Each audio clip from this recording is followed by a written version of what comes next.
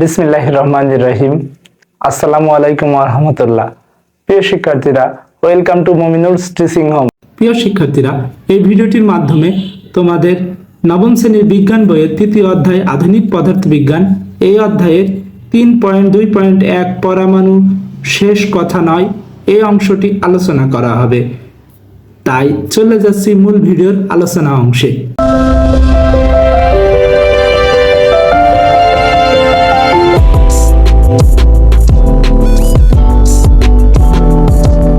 পৃষ্ঠার শুরুতে দেওয়া আছে পুরো বিশ্ব ব্রহ্মাণ্ড বস্তুকণা ফার্মিয়ন আর শক্তিকণা বোজন দিয়ে তৈরি হয়েছে।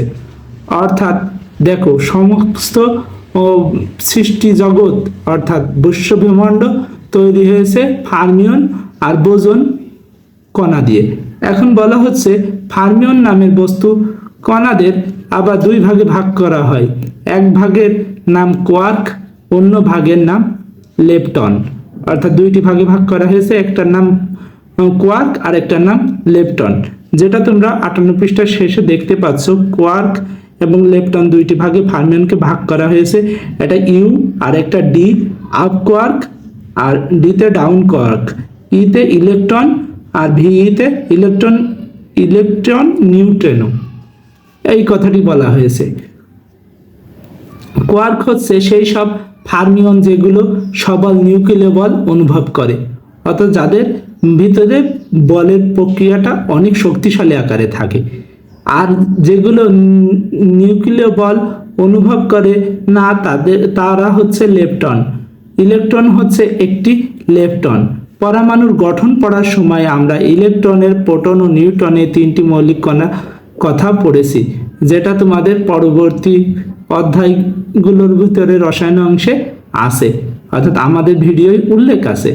এরপরে বলা হয়েছে ইলেকট্রন সত্যি লেপটন জাতীয় একটি মৌলিক কণিকা হলে প্রোটন ও নিউট্রন কিন্তু মৌলিক কণিকা নয়। অর্থাৎ প্রোটন আর নিউট্রন কিন্তু মৌলিক কণিকা নয় বলেছে, ইলেকট্রন একটি মৌলিক কণিকা বলেছে এখানে। সেগুলো তৈরি হয়েছে আপ কোয়ার্ক আর ডাউন কোয়ার্ক নামে দুই ধরনের কোয়ার্ক দিয়ে।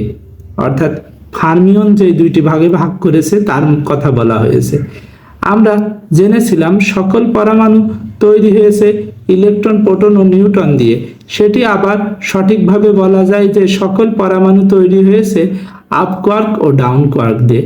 অর্থাৎ যেটা আমরা এর আগে পড়ার সময় পড়ে এসেছি, মৌলিক কণিকা দিয়ে সমস্ত বিশ্বব্রহ্মাণ্ড সৃষ্টি, সেই মৌলিক কণিকার বদলে আমরা এখন শিখছি আপ কোয়ার্ক ও ডাউন কোয়ার্ক দিয়ে সমস্ত সৃষ্টি জগৎ সৃষ্টি, এই বলা হয়েছে।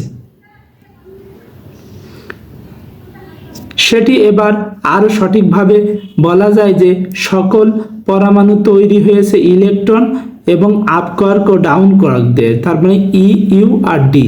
অর্থাৎ এখানে কি নেই? প্রোটনও নেই, নিউট্রনও নেই। খুবই আজব ব্যাপার না?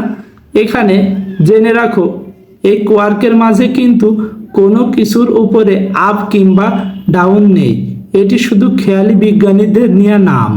অর্থাৎ এই আপ কোয়ার্ক, ডাউন কোয়ার্ক মানে আমরা ভাববো না উপরের কোয়ার্ক নিচের কোয়ার্ক, এমন না। এগুলো বিজ্ঞানীরা নাম দিয়েছে আলাদা করে বোঝানোর জন্য, নয়তো অন্য প্রতীক চলে আসলে আবার দেখা যাচ্ছে আরেকটা নাম বুঝতাম আমরা। যেমন এখানে পি বললে আমরা ভরবেগ বুঝতাম, এই জন্য এই নামটা পৃথকভাবে করা হয়েছে।